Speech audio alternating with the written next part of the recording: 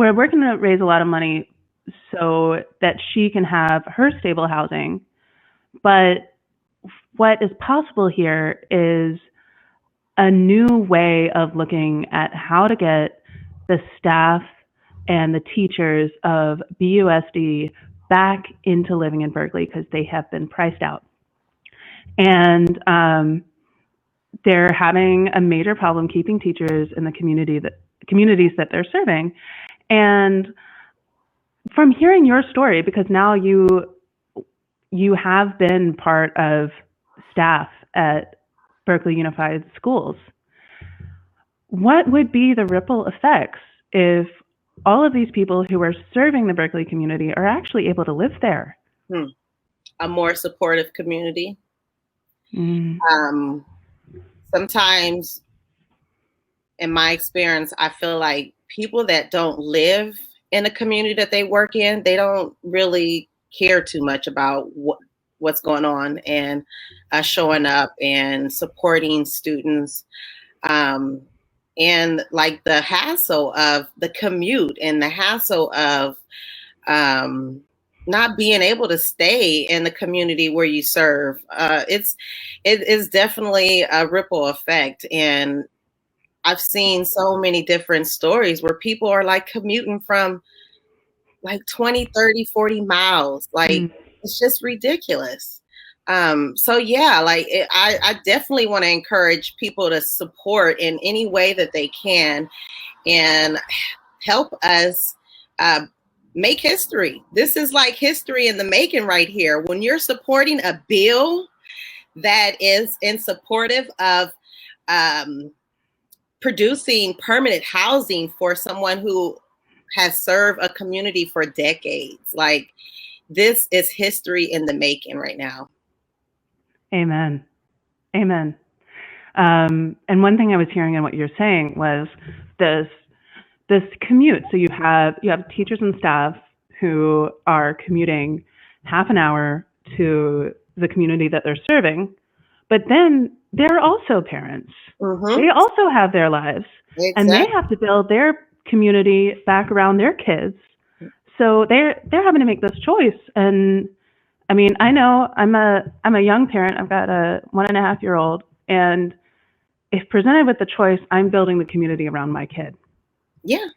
And I don't blame anyone else for making that decision as well.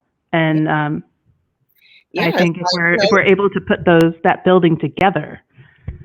Yeah, work is over, so I gotta head back home to meet the needs of my family and my community. And if you're not a part of the community that you serve, it's hard to be involved. It's hard to participate in after school extracurricular activities, whether it be a meeting or a fundraiser.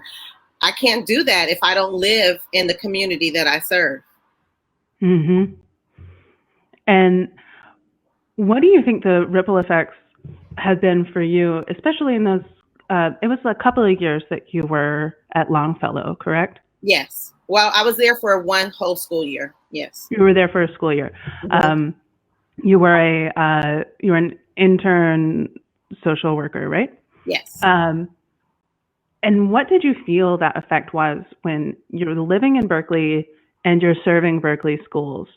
Was there this kind of this ideal that we're talking about of I'm contributing to the community and making the world that my kids then get to live in?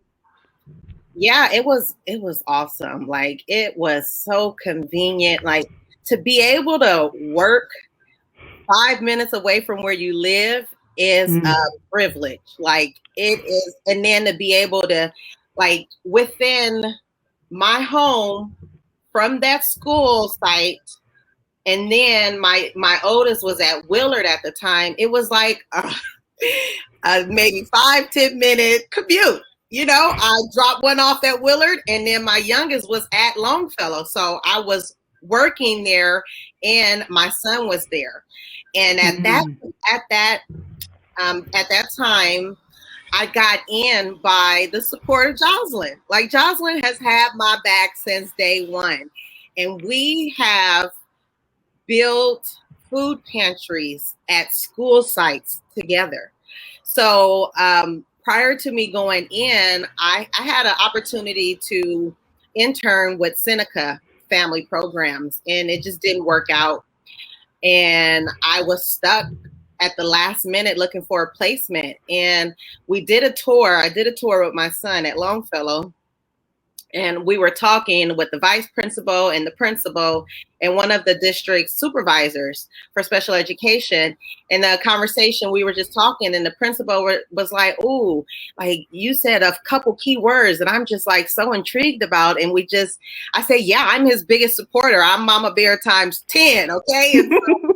And so I said, I'm actually looking for an internship placement. And then the vice principal was like, "We need interns." And I was like, oh my God, like, this is amazing. And so he gave me the supervisor, who is an LCSW, Rosina Karen. He gave me her card to call her, and I sent her my resume, and we interviewed. But prior to that interview, Jocelyn said, "Hey," she's like, "I heard they want to get a food pantry there. They'll be the last middle school in the district to have a food pantry. That'll be your ticket in." And I mean, like, I got the chills just talking about it. And I was just like, that is genius. Like, I already know who to connect with, because those are the same. One of the parents that was on my board when I served as PTA president is very hands-on with the Berkeley Food Network. And I believe she's actually employed with them, Kristen Womberg. Womberg, I'm sorry if I'm pronouncing the name wrong. Weinberg, yeah. Weinberg. We have always had a great relationship, and she's definitely been one of my supporters. And so it took nothing but an email to get Longfellow in the loop of starting a food pantry. And that was, Jocelyn was like, "This can be your stamp. This can be your stamp on that school site. You start the food pantry, you connect them to the Berkeley Food Network, and you're in." And that's what I did.